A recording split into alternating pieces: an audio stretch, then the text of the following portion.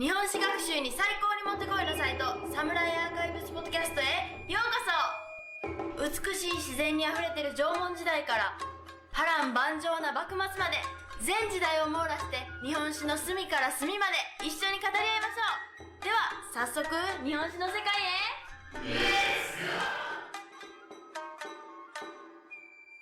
Hey everybody, welcome back again to the Samurai Archives podcast. This is Chris, and I'm back with Marky Star from the Japan This blog at japanthis.com, and Dr. Travis Seifman, whose blog you can find at chaari.wordpress.com.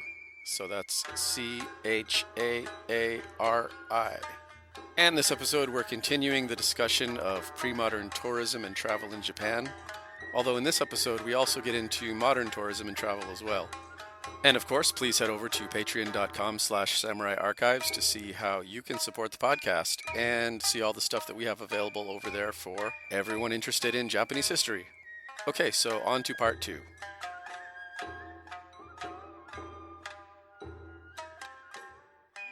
Apologies to bring in my own niche nonsense for a moment, but it's interesting that I found that a lot of times these onari highways and different kinds of things that were limited to the shogun would also be used by the Korean embassies. So Korean embassies who were officially representing a foreign king were often given enough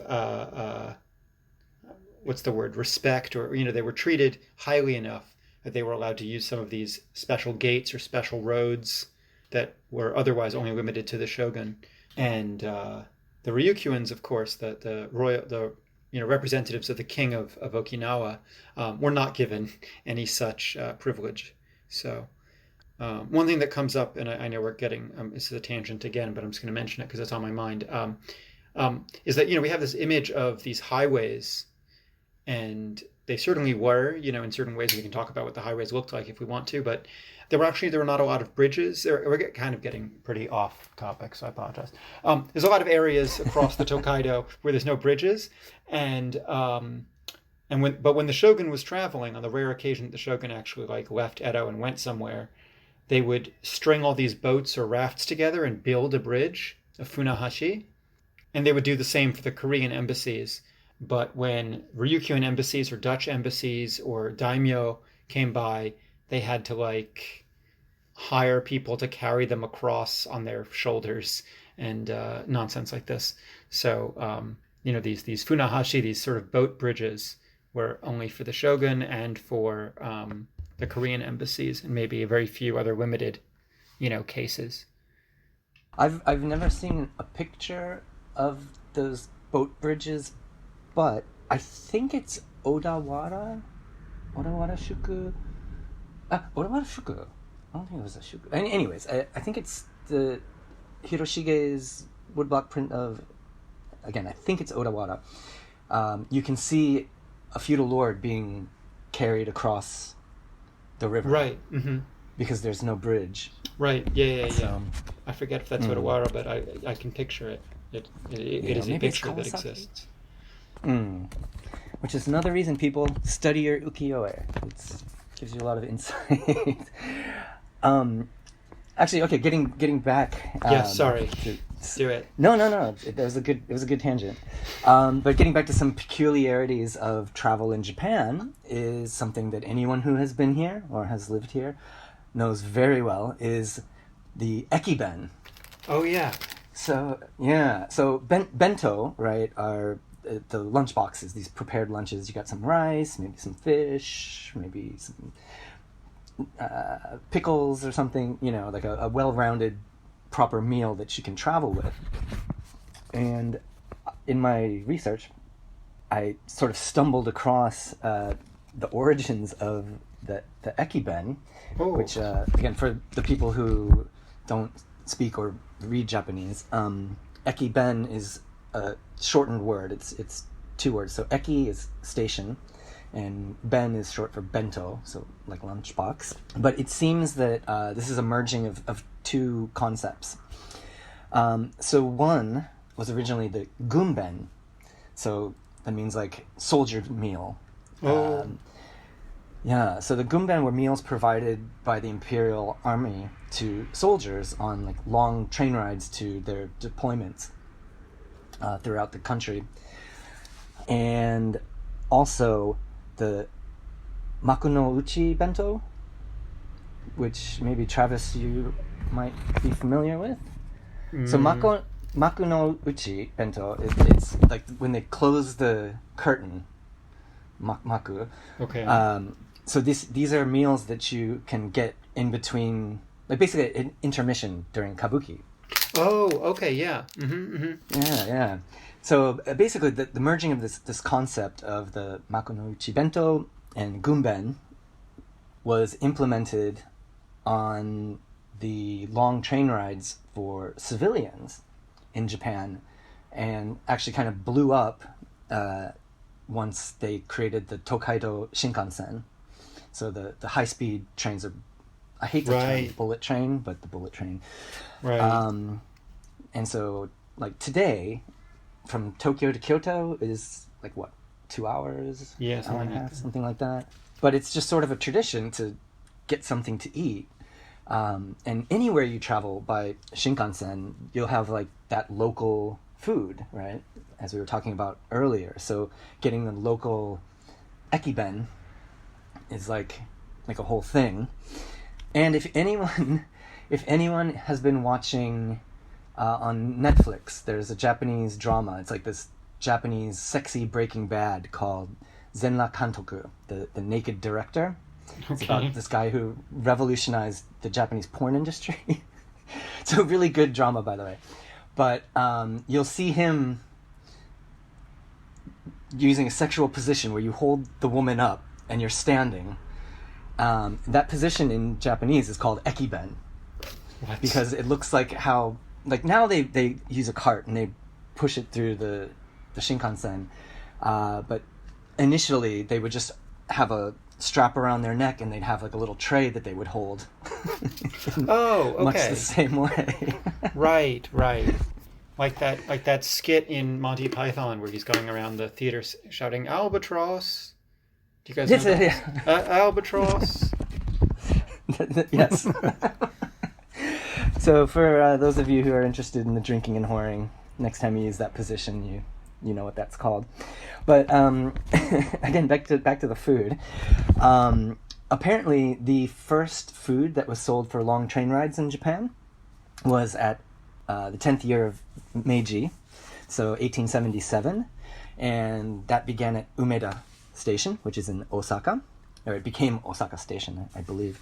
And they would sell it for long train rides. And then in 1885, which is Meiji 18, there was a guy at Utsunomiya Station in Tochigi Prefecture who started selling onigiri, so rice balls that were wrapped in bamboo leaves for travelers to eat, again, on long-distance train rides. And then in Meiji 22, which is 1889, Himeji Station, which has the famous castle, started selling... Actually, they branded it as Makuno Uchi Bento. Oh. So, like the Kabuki intermission bento. But the ones that they were selling were... That established the kind of ubiquitous style of what we think of a bento today. So, yeah. Interesting. And I thought that, yeah, I wasn't looking for that information, but there it was. And as you can imagine, refrigerators weren't commonplace in Japan until quite recently. Right. Let's say maybe 1920s, 1930s. And because freshness is critical, you don't want to get disease. This is sort of why the bento, like these ekiben, are so localized, because you had to source, fresh meat, fresh fish and vegetables and all of that. And it just tied into that meibutsu, like the famous local food tradition, and reinforced it, or was kind of synergetic with it. So yeah, and one thing related to this is back to the local things. Does anybody have any idea why Tokyo's local thing is banana? Oh my god, I have no idea. It's like, yeah, Tokyo banana. Like go to Tokyo Station, like everything's Tokyo banana. But we don't grow bananas in Tokyo. Right. I have no idea. Do you have an answer, or was that a rhetorical question? That's a rhetorical question. Maybe somebody listening will do some research. I don't know. I mean, the Ogasawaras are technically part of Tokyo, and they're the only tropical part of the country. Maybe that's it. So maybe... It could be. I don't think that's probably not the answer. No. I have no idea. No. Okay, well, moving on. And feel free to stop me. I like I said, I got 10 pages of notes here. This is ridiculous. Yeah, but I'm down. Okay. Well, the next topic that I wanted to sort of jump off to was the inception of inbound and outbound tourism in Japan. So, basically, the Empire of Japan is what produced the Japanese tourism industry, kind of in a formal sense. Prior to that, it was just foreign. I mean, there was no industry per se. It's very roughshod until about the 1900s. This is probably true in the rest of the world as well. But after the, shall we say, controversial Russo-Japanese War, which is 1904, 1905, Right. I think. Right. Japan took Manchuria, so part of China. And the Ministry of Education and the Army set up a program in like 1910-ish to send students to Manchuria. Yes. And so this was a kind of strategic implementation of outbound tourism for the first time. Well, actually, there were several purposes. One, proper implementation of outbound tourism. And secondly, kind of propaganda, basically. They wanted to justify the war and sort of say, hey, look at what a great place we've turned Manchuria into. We're a world power. Woo, the only one in Asia, you know? And then while you're at it, thirdly, check out Korea and Taiwan, which, as we know, Korea was soon annexed after the establishment of the empire as well. And, you know, they did a lot of industrialization. So they wanted to say, hey, look at these cool dams and these cool sugarcane plantations and factories and mines that we've built. You know, look how great we are. And this is all a justification, you know, for the empire, and we're on equal footing with the West. Yeah, and have you read Policing Empire by Kate MacDonald? Oh my God! I was just about to quote, not quote something about her, but refer to something about her. But yeah, she's like big into tours. But what were you going to say about her? Yeah. Well, all I was going to say is that I haven't read the book, but that's exactly what the whole book is about. And I don't know, incidentally, just that, yeah, Professor MacDonald was on my committee for my PhD, and she's a fantastic person and just brilliant, just so brilliant. But yeah, but that's exactly the kind of stuff you were just talking about is exactly what her book is presumably about, if I ever get around to reading it. If I'm not mistaken, that's probably where I got that information, but not from her book, because she appeared on a rival podcast, History of, the Meiji at 150. Which is an excellent podcast. Rival podcast. The rival podcast. It's a great podcast, by the way. Presumably not a rival. But also, travel in Japan was a byproduct of the rail network that was soon implemented along the lines of the old post road system, the beginning of the Japanese Empire. And so, the main routes are going to be Tokyo to Kyoto to Osaka, and then from Osaka to Korea, Manchuria, Taiwan. Mm-hmm. And I think, here's actually my thing from Kate MacDonald, that she kind of argues that the Tokaido Honsen, the main Tokaido line, so the probably the most important train in Japan, was actually developed to facilitate the movement of people from the mainland for colonization and tourism. I don't know if I agree with that argument. I just think it's a byproduct of the existing infrastructure, but it definitely facilitated that. I don't know if it was the main point, though. More tangential stuff. I've got a PDF of a travel log from early 1910. Cool.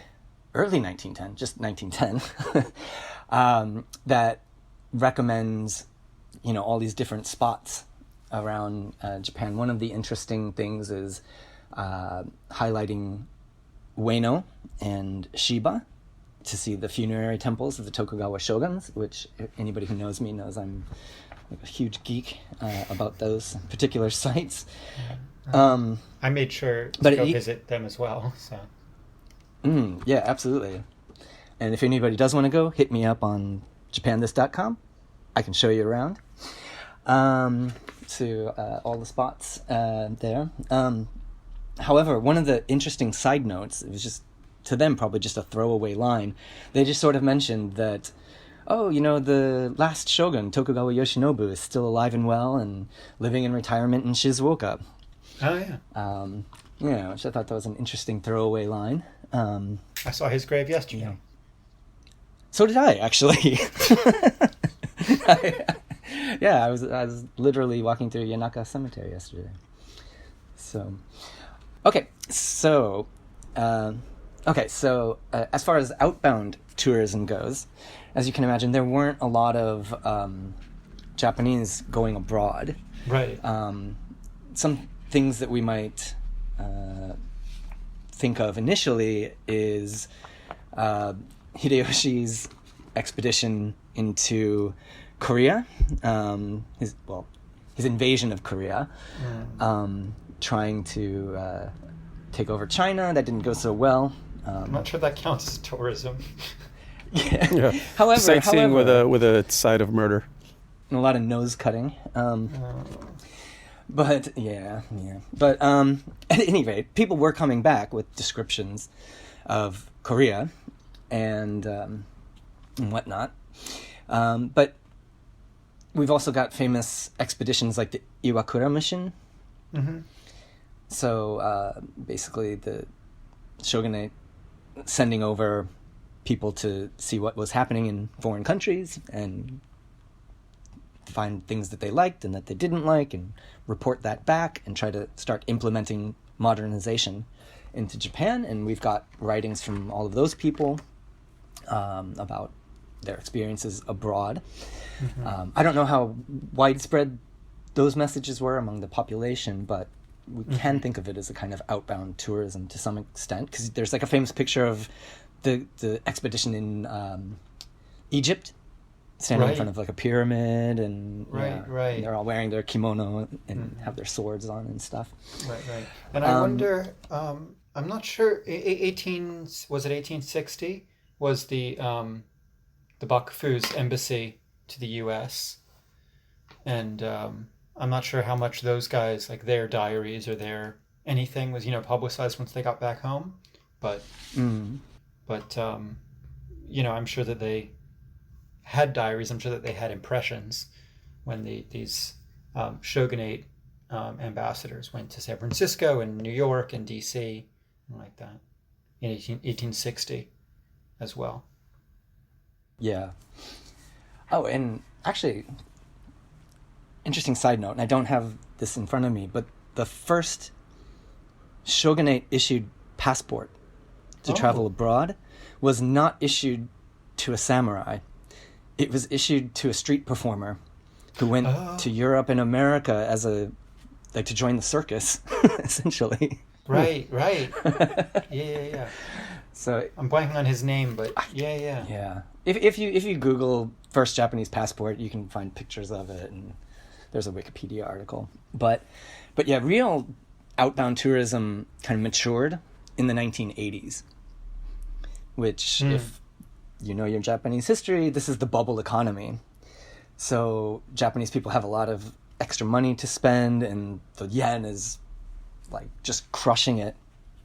And Right. I mean, I was born in the 70s, so I kind of remember, busloads of Japanese tourists coming to the U.S. They all have their expensive cameras, and the men are all wearing suits and ties, and they're all speaking Japanese, and like they'll get out of their bus, go take a look at something, take pictures, and all jump back in the bus. Like they were actually kind of obnoxious, kind of the way we might think of Chinese tourists today, who are for the first time having their chance to go abroad, or when we talk about the ugly Americans, right? Right. That when Americans first got cash and went abroad, they were pretty obnoxious. Or the cashed up bogans from Australia. Yeah, cashed up bogan. Wow, bogan. And for those of you not from Australia, bogan is like Australian white trash, essentially. Is that a PC term? I don't know. Yeah. But, okay, so domestic tourism among Japanese was also kind of a recent thing. So like I mentioned, the foreigners were the trailblazers back in the day, but also photographers. And the port cities were kind of one of the main things.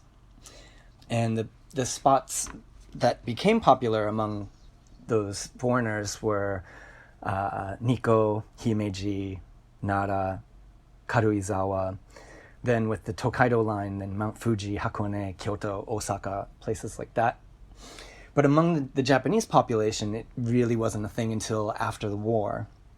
Because just like the Edo period, people were kind of stuck to the land. It was still a very agrarian society outside of Tokyo or Osaka or Nagoya. But the reconstruction effort after the war made a lot of people really wealthy. And so you've got this generation of kind of Showa rebuilders. But that generation is very much known for their work ethic, right? So they wouldn't work overtime. You're married to the company. The company is family. And so, I talk to friends of mine who are the same age as me, and a lot of them say, I never saw my dad until he retired. Like, see him for dinner some nights. Other than that, he was just at the office until late all the time. So they didn't take family vacations, or sometimes they would, maybe in the 70s. And then they started marketing romantic getaways also in the 70s. And so, a married couple with no kids would go off for, spend a night at a onsen, maybe in Hakone, and see Mount Fuji, or go somewhere else. I mean, onsen were basically, hot springs were basically the main attractions. But again, this was the bubble economy, so people did have more money. But when the bubble burst, there was a sharp decline in outbound tourism. Mm-hmm. So various marketing companies and marketing consultants began approaching like villages and prefectural governments to promote their kind of regional USPs, right? So they're the unique selling points. So this reinforced the meibutsu concept and also the ekiben concept. So, you go to Aomori and you have apples, you go to Nagano, you have soba, you go to Hiroshima, you have Hiroshima yaki, Osaka takoyaki, Okinawa, you go to the beaches, you eat Goya, you feel like you're in a foreign land, but you can still use Japanese. Yeah, and also at this time, castle promotion became a thing. So visiting castles, and actually I was just having an exchange with a mutual friend who runs jcastle.net, and we were talking about the Castle Expo, which is coming up this winter again. And so visiting castles, even to this day, like they have their own trade show, essentially. which is I had no idea. yeah, but it's heavily leaning on the tourism aspect of it. So the prefectures and their local, history organizations are all there. My favorite booth is the one for the group. Actually, I saw them yesterday at the Edo Expo in Ueno Park. Is these guys who want to rebuild the Tenshikaku. Of Edo? Yeah. What's Tenshikaku in English? The castle The main keep. keep. The main keep. Yeah, thank you. The tower, the keep tower. Yeah, so they want to rebuild that, which interestingly for most of the Edo period was not there because it burned down. Right. Yeah, but these guys are raising money and getting signatures, and yeah, they're trying their best to do that. And then another thing that has become super popular is shukubo as a non-religious activity. So we mentioned religious pilgrimages, right? So, for example, down in Shikoku, there's a famous group of temples that you can visit. But as a non-religious activity, some people think, oh, it might be cool to visit this town, and a cheaper option to staying in a ryokan, like Japanese-style inn or a hotel, would be staying at a Buddhist temple. And when you stay there, you get a Japanese-style room. They provide you with... Anyways, they provide you with a vegetarian Buddhist breakfast or dinner. Right. Yeah, which is very delicious. They'll have not hot spring, but communal bathing kind of thing. And you might have a chance to do zazen, so meditation with the head priest. So for, I think, a lot of people, that's a good option. And this is something that was traditionally, strictly spiritual endeavor, but now people just think, oh, it's a travel option.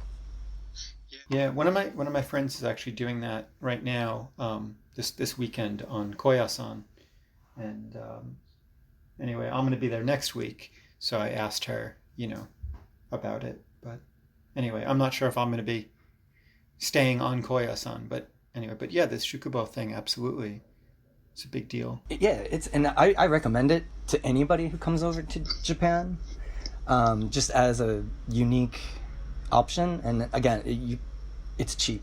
You can save money doing that. Yeah, and then today, both the inbound and outbound tourism industries are fully matured markets, extremely competitive. And as we said at the beginning of the podcast, inbound tourism now is breaking all kinds of sales records, and there's never been this many foreign tourists in Japan, which is a good and bad thing. But it's so much so that the largest tourism trade show in Asia, maybe even the world, I'm not sure, is the Tourism Expo Japan, or people in my industry, they just call it the Expo,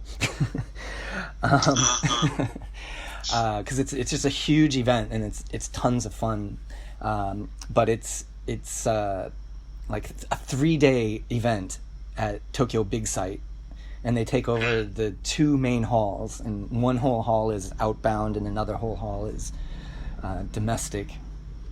So Wow. yeah, it's basically like a huge party for people who like traveling. I don't know how much work actually gets done there, but... And then peak seasons in Japan are spring and autumn, and that's because the weather's nice. And then in the spring, of course, the sakura, so the cherry blossoms. And then in the autumn, koyo, so the autumn colors. Right. The downside to that is it's crowded as fuck, and there are like long lines everywhere.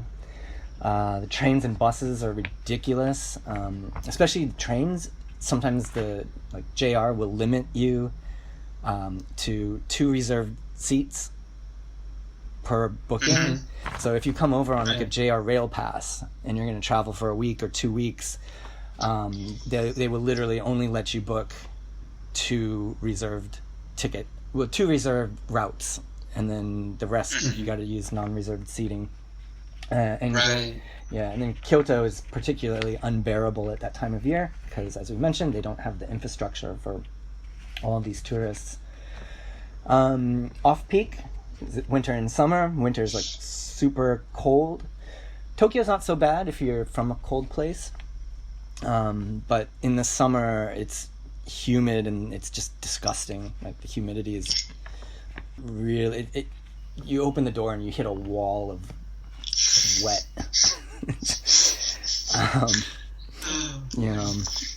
And just some kind of fun facts about the tourism boom right now.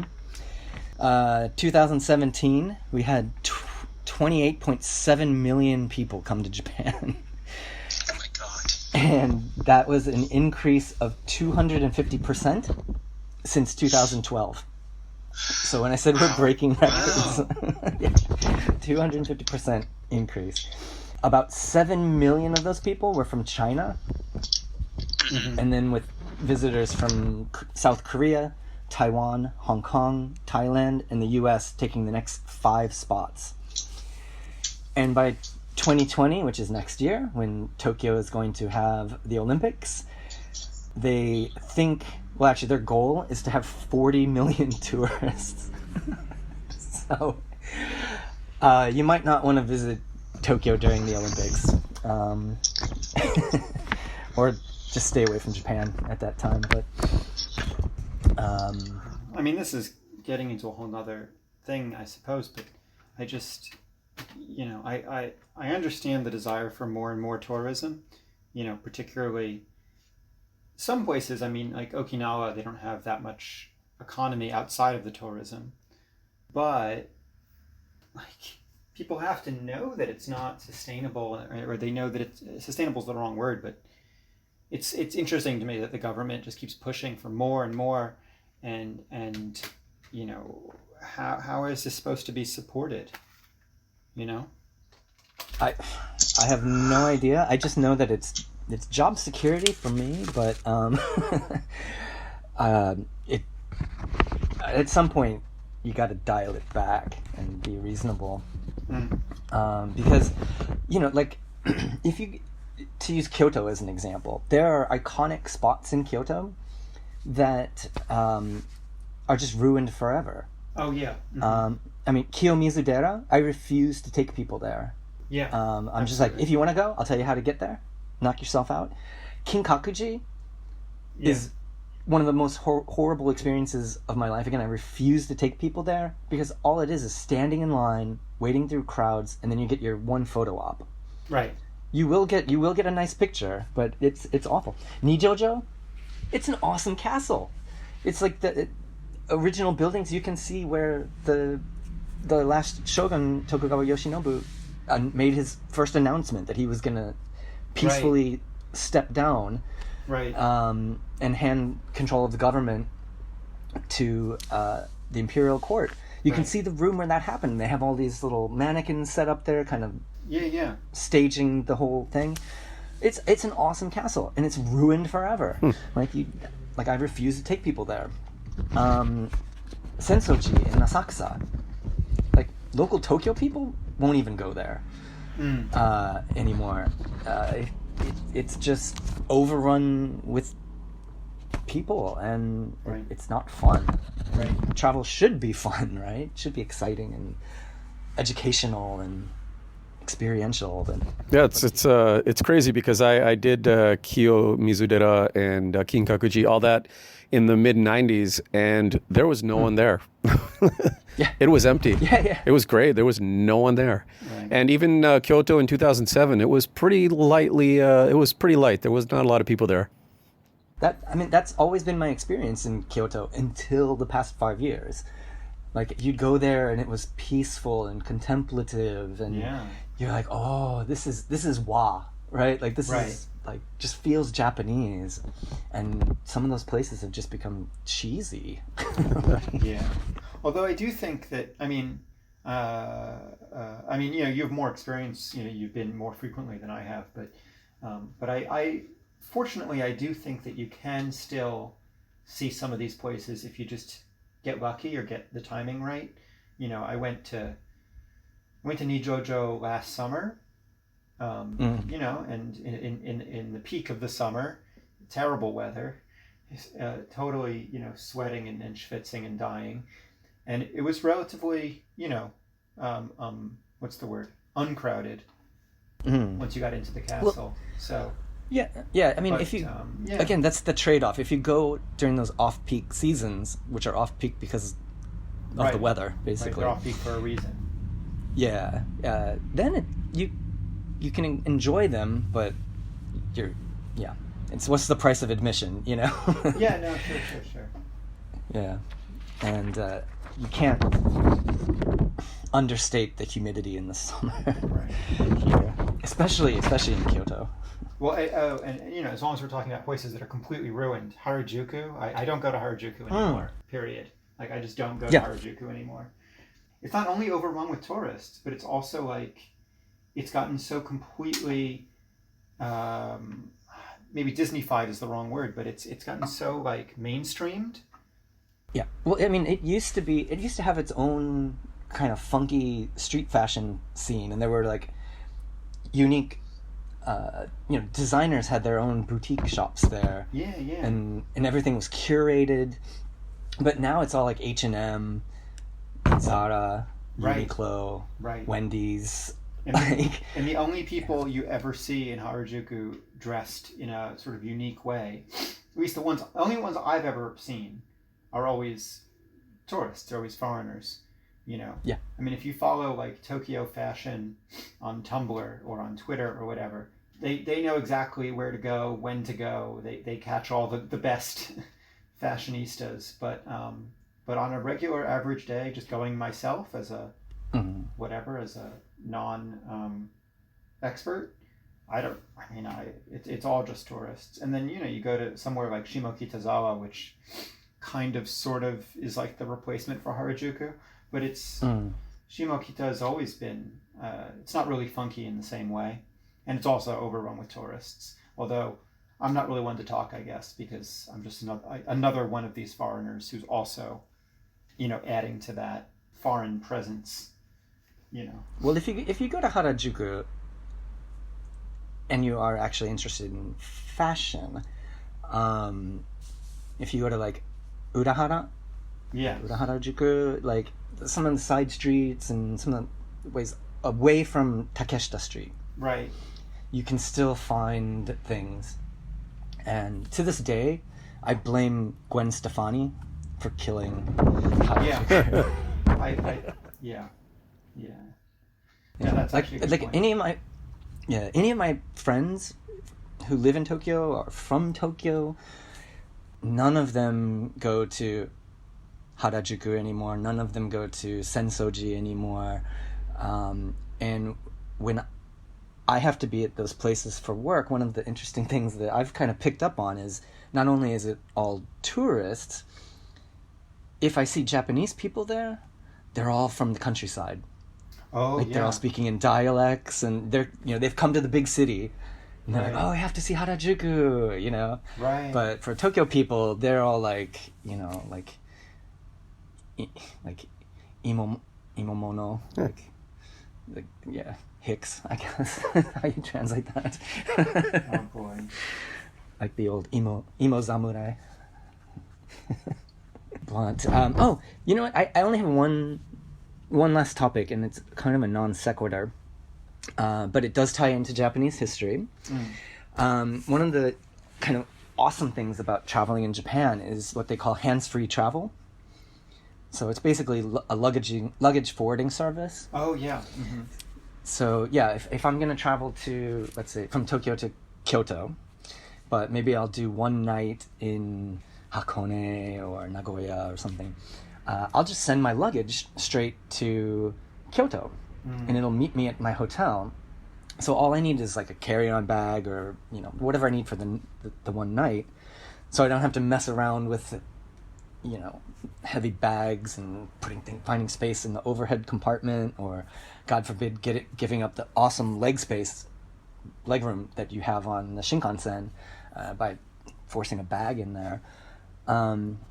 But the interesting thing is, if you do know about the old post road system, is this isn't a modern concept.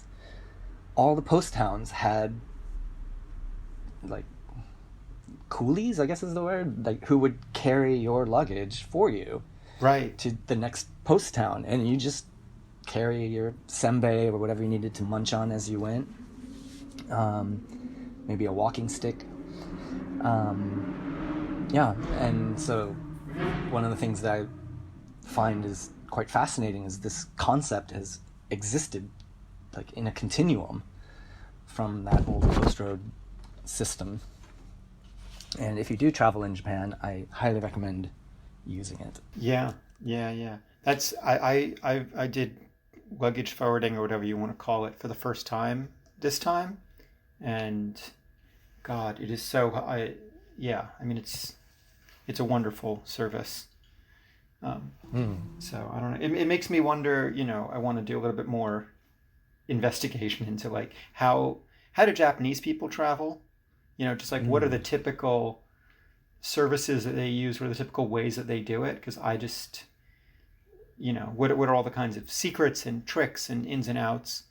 I mean, not even secrets and tricks, but just like, if you're standing in line at the JR office waiting to ask for a ticket to the next Shinkansen or something, you kind of wonder like, oh, are the Japanese people standing there being like, oh, look at these dumb foreigners doing it such and such a way. We all do it such and such a way. And I always wonder. So I don't know. To be honest, I don't think they're doing it much differently. They're just doing it in Japanese, like right. Put it, the dumb foreigners.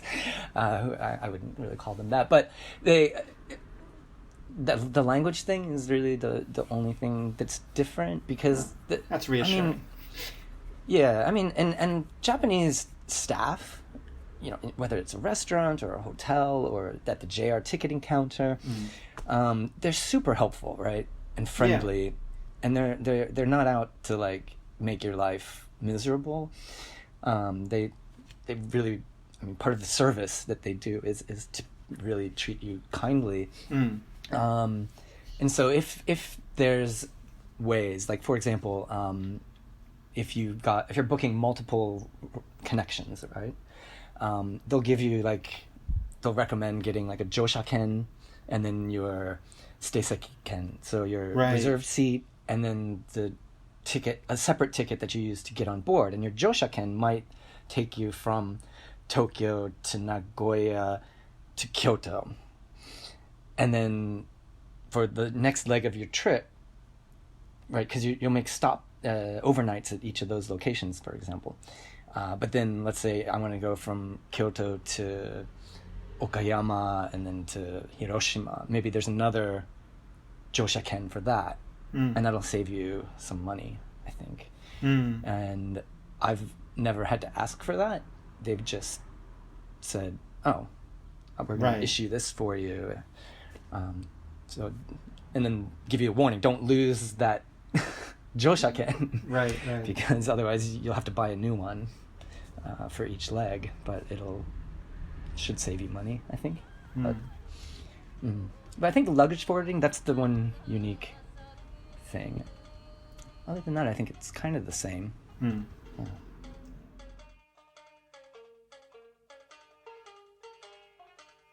And that's it for another episode. So we'll be back in approximately a month with another episode. And in the meantime, please head over to patreon.com/Samurai Archives to see what we have available there and how you can support us. And to all the patrons currently supporting us on Patreon, thanks for the help. It's greatly appreciated. All right, and that's it for this episode.